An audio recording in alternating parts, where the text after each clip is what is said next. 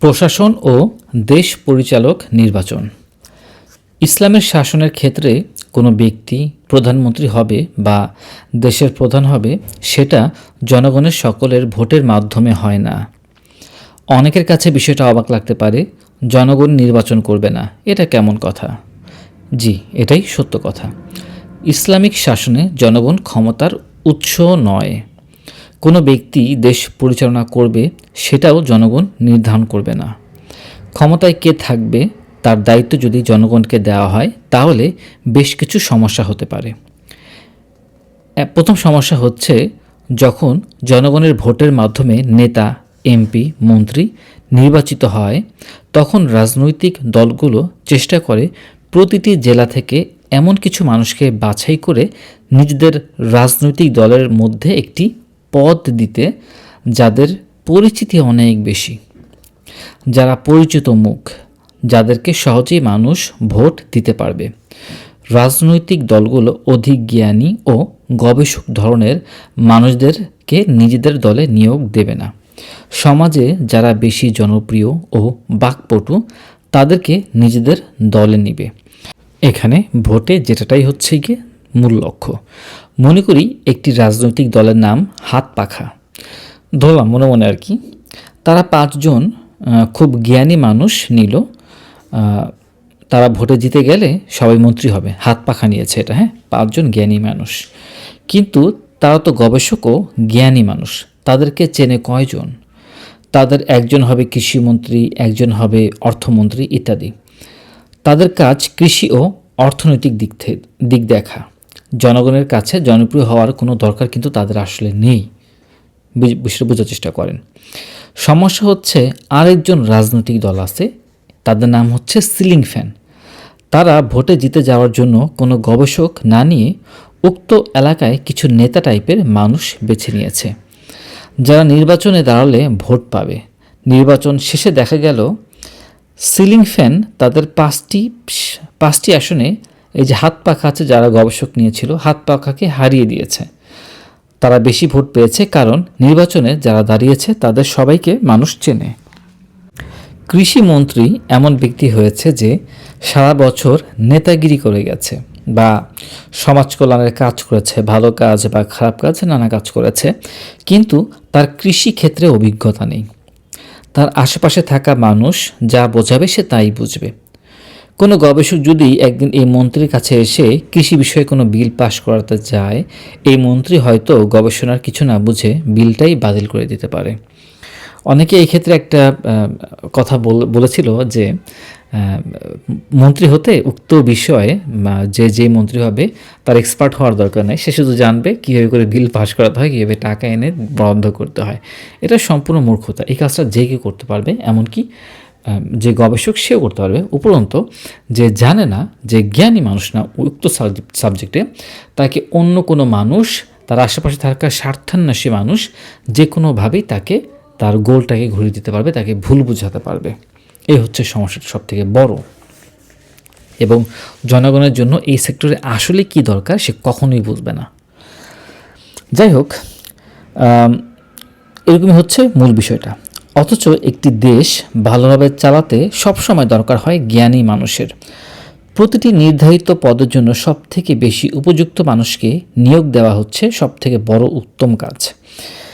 যেসব অর্থমন্ত্রী, যেমন অর্থমন্ত্রী হতে হলে অর্থনীতিতে দেশের সবথেকে বেশি জ্ঞানী ও বিচক্ষণ ব্যক্তি হওয়া দরকার। মেডিকেল বা স্বাস্থ্যমন্ত্রী হতে হলে ওই ব্যক্তিকে মেডিকেল লাইনে একজন গবেষক হতে হবে। তাহলে সে বুঝবে যে মেডিকেলে তার কী কী বিষয়ে উন্নয়ন দরকার, কোনগুলো দরকার না, কোনগুলো যৌক্তিক, কোনগুলো অহেতুক, কোন বিষয়ে নেই, কোন বিষয়ে আরও আনতে হবে। তিনি সব ভালো করে তখন বুঝবেন। মৎস্য বিভাগের মন্ত্রীকে তার এই বিষয়ে বিশেষ জ্ঞান অর্জন করতে হবে। প্রতিটি পদে এমন মানুষ দরকার যে সবার থেকে বেশি জানে ও বেশি বোঝে এবং সুস্থ জ্ঞান সম্পন্ন মানুষ। এইভাবে প্রতিটি ক্ষেত্রে এমন সকল লোক মন্ত্রী হবে যে কিনা তার দায়িত্বের বিষয়ে অন্যদের থেকে অনেক বেশি জানে, বিচক্ষণ এবং সৎ। সমস্যাটা কোথায় জানেন? এই সকল জ্ঞানী মানুষ মঞ্চে দাঁড়িয়ে হৃদয়স্পর্শী করা বক্তব্য দিতে জানে না। তারা জানে না মানুষকে কিভাবে করে কথার জালে বুনতে হয় এবং ভোট আদায় করতে হয়। এই যে গণতন্ত্র সিস্টেম, এই গণতন্ত্রের একটা লুপ হোল নেতারা খুব ভালো করে জানেন। সেটা হচ্ছে গণতন্ত্রে একজন শিক্ষিত জ্ঞানী মানুষ ও একজন গ্রামের ভিক্ষুকের ভোটের একই মূল্য। অথচ সেই ভিক্ষুক বোঝে না যে দেশ পরিচালনা করতে কেমন ব্যক্তিকে ভোট দিতে হবে। অনেক গ্রাম্য এলাকা আছে যেখানে ভোটের আগের রাতে হাতে কচকচে কাগজের নোট, একটা লাক্স সাবান, 250 গ্রামের নারকেল তেল দিয়ে মাথা হাতিয়ে দিলে তারা খুশি, পরের দিন তাকেই ভোট দিয়ে দিবে। তাই ভোটের ক্ষেত্রে রাজনৈতিক দলগুলো চায় দলে এমন সকল লোক থাকুক যারা কথার জাদুতে মানুষকে পটাতে পারবে। এই জনগণের ভোট আদায় করতে পারবে, ব্যস্ত থাকবে নিজেদের প্রচারণার কাজে, খরচ করবে কোটি কোটি টাকা। ইসলাম এই ক্ষেত্রে সম্পূর্ণ আলাদা। ইসলামের মতে দেশের জ্ঞানী মানুষদের সমন্বয়ে একটি কমিটি থাকবে। এই কমিটির সবাই মিলে আলোচনার মাধ্যমে নির্বাচিত করবে দেশের কোন ব্যক্তি কোন পদের জন্য উপযুক্ত। মজার বিষয় হলো এখানে কিন্তু কোনো ব্যক্তি নির্বাচিত হওয়ার জন্য আবেদন করতে পারবে না। মানে কেউ বলবে না বা আবেদন করবে না যে আমি অমুক মন্ত্রী হতে চাই, আমি এমপি হতে চাই, ইত্যাদি ইত্যাদি। বিষয়টা সুন্দর না? সামনে আগানোর পূর্বে আমরা একটা উদাহরণ দিয়ে দেখাবো আপনাদেরকে একটু সহজে বোঝানোর জন্য। আমরা একটা কাজ করি, আমরা একটা গল্পের দিকে আপনাদেরকে নিয়ে যাই। এটা হচ্ছে রূপালী দ্বীপের একটি গল্প। রূপালী দ্বীপে একটা স্কুলে ক্লাস ক্যাপ্টেন নির্বাচন হবে। দুটো ক্লাসরুম আছে। একটি ক্লাসরুমে আলাদাভাবে নির্বাচন, মানে দুটো ক্লাসরুমে আলাদাভাবে নির্বাচন হবে ক্লাস ক্যাপ্টেন। প্রতিটি ক্লাসে 50 জন করে ছাত্র আছে। এটা আমরা একটা কল্পনা, একটা চিত্র দেখতেছি। তো আমার কথার সাথে সাথে আপনারাও একটা কল্পনা জগতে ভাসতে পারেন ইচ্ছে করলে। তো প্রথম ক্লাসরুম, এখানে ক্লাস ক্যাপ্টেন নির্বাচন হচ্ছে। প্রথম ক্লাসরুম, ক্লাস টিচার সকলের উদ্দেশ্যে বলল, তোমাদের মধ্যে যারা ক্যাপ্টেন হতে চাও তারা দাঁড়াও। 5 জন ছাত্র দাঁড়ালো। এরা নিজেদের ইচ্ছাতে দাঁড়িয়েছে। এরপর ক্লাস টিচার বলল, তোমরা সকল ছাত্র মিলে ভোট দাও। যে সবচেয়ে বেশি ভোট পাবে সে হবে ক্লাস ক্যাপ্টেন। তো সবাই খুশি হলো এই গণতান্ত্রিক ব্যবস্থার কারণে।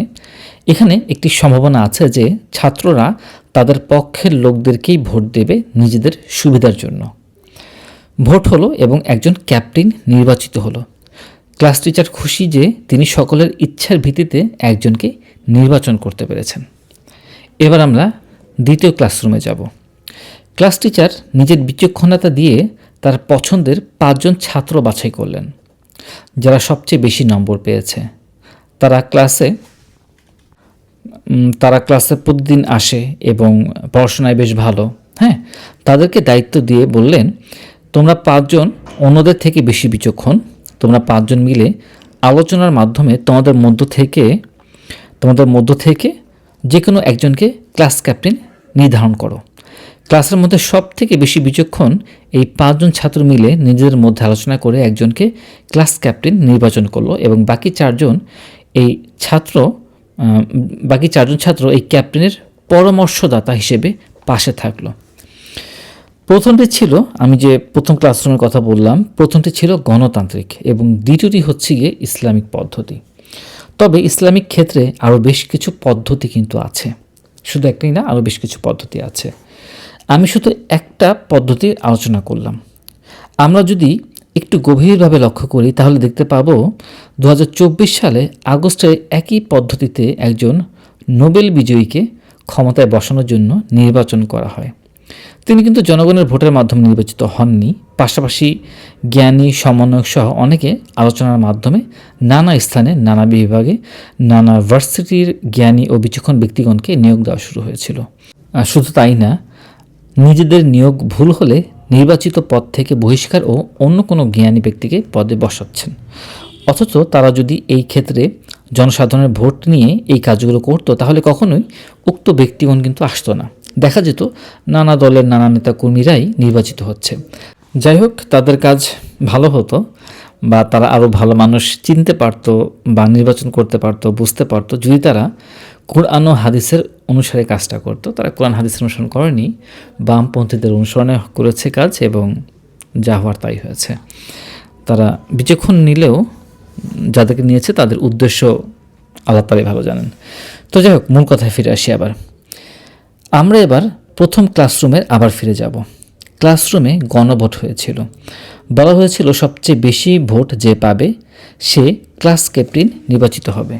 একটু পিছনে একটু ফিরে যাচ্ছি ব্যাখ্যা করার জন্য, অনেকে হয়তো মিসগাইডেড হতে পারেন।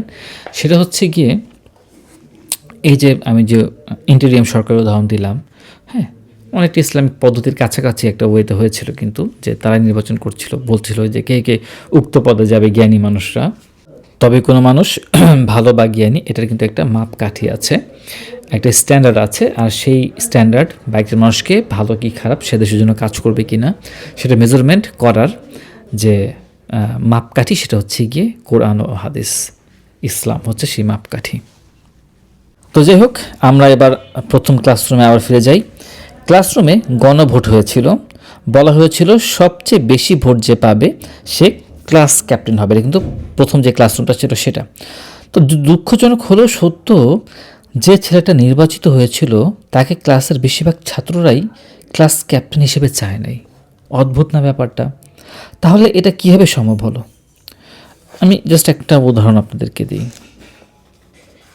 সেটা হচ্ছে গিয়ে ক্লাসের মধ্যে হচ্ছে আপনাকে যদি ছকে দেখাতে পারতাম আরও বেটার হতো।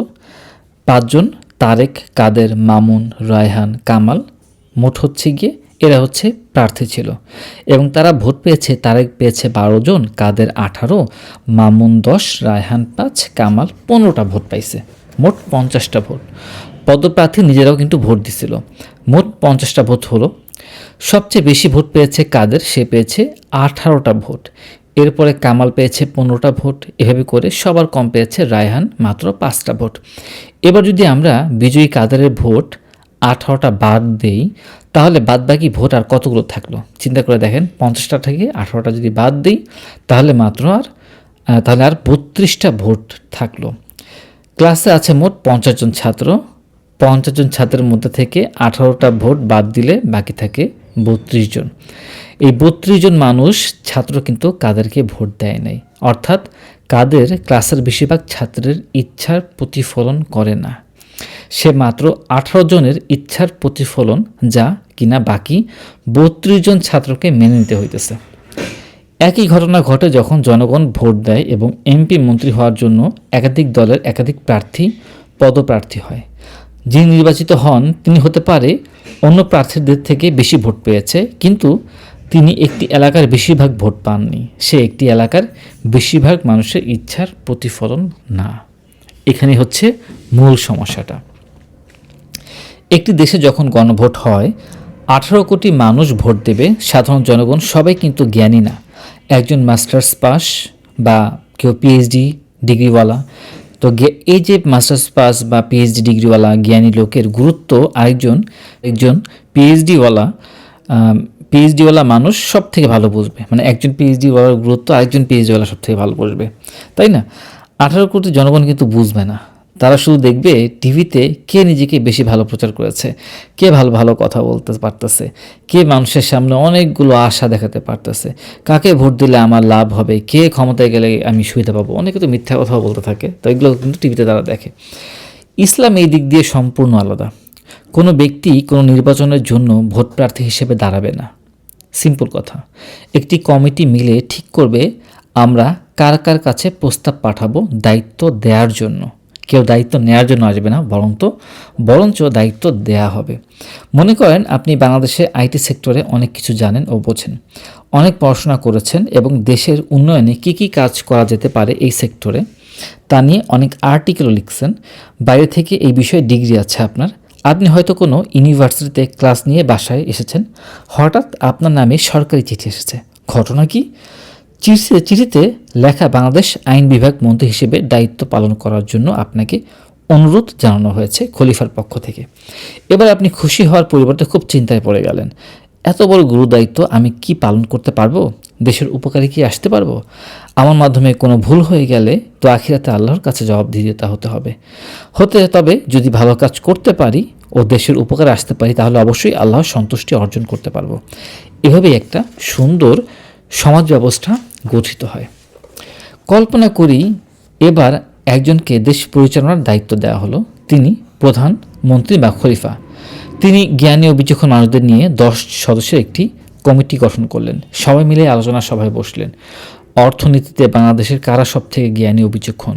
সবাই মিলে 3 জনের নাম বের করলেন। এই 3 জন ব্যক্তি বর্তমানে বাংলাদেশের সব থেকে উপযুক্ত। এরা অর্থমন্ত্রী হলে দেশের অর্থনীতিকে নতুন মোড় দেওয়া সহজ হবে। প্রথম পছন্দের ব্যক্তির কাছে প্রস্তাবনা দেওয়া হলো। চিঠিতে লেখা, বাংলাদেশের ইসলামী শাসনের নেতা ওমর আপনাকে অনুরোধ করেছে অর্থমন্ত্রীর দায়িত্ব গ্রহণ করার জন্য।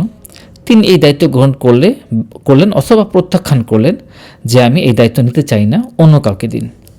কৃষিক্ষেত্রে দেখা গেল তাকে পরবর্তীতে আরেকজনকে দেওয়া হলো, দ্বিতীয় চয়েসে যে ছিল। কৃষিক্ষেত্রে টিভিতে শেখ সিরাজকে অনেকে জ্ঞানী হিসেবে দেখা গেলেও পর্দার আড়ালে তার থেকেও জ্ঞানী মানুষ আছে এবং সরাসরি কাজ করছেন এমন অন্য কেউ আছেন। তাদের কাছে অনুরোধপত্র পাঠানো হলো দেশের কৃষিমন্ত্রী হিসেবে দায়িত্ব নিতে। এভাবে গুরুত্বপূর্ণ স্থানে কে কাজ করবে বা নির্বাচিত করা হবে ইত্যাদি বিষয়। এটা হচ্ছে ইসলামিক নির্বাচনী পদ্ধতি। এটা কিন্তু একটার কথা বলতেছি আমি, আর অনেক হয়ে আছে। তবে এটা ছাড়াও আরও পদ্ধতি আছে, আমি শুধুমাত্র একটার উদাহরণ দিলাম। ইসলামিক পদ্ধতিতে সারা দেশে নির্বাচনের খরচটা অনেক কম। শত কোটি টাকার ব্যানার, প্রচারণা, ভোট গণনা ইত্যাদি কোনো কিছুই করতে হবে না। দেশের জনগণকে কেউ ব্রেন ওয়াশ করার সুযোগ থাকবে না। এমনকি এই যে ব্যানার, প্রচারণা, কোটি কোটি টাকা খরচ, এগুলো তো জনগণের টাকা। জনগণের টাকা এত খরচ করার দরকার হচ্ছে না, এই টাকা দেশেই থাকতেছে, তাই না? এবং জনগণকে ব্রেন ওয়াশও করতে হবে না, মিথ্যাও কথা বলতে হবে না কাউকে, এমনকি মিথ্যা প্রতিশ্রুতিও দেওয়া লাগবে না। কেননা দেশে চলবে আল্লাহর দেওয়া আইনে। এটাই ফুল এবং এটাই ফাইনাল। এই হচ্ছে মূলত আমাদের আজকের ভিডিও। অনেক বড় করে ফেলছি। এরপরে কিন্তু আমাদের রুটিওয়ালা ও কাঠমিস্ত্রির একটা গল্প আছে, এটাও পড়া দরকার। ঠিক আছে, সবাই ভালো থাকবেন। আসসালামু আলাইকুম রহমতুল্লাহি ওয়া বারাকাতুহু।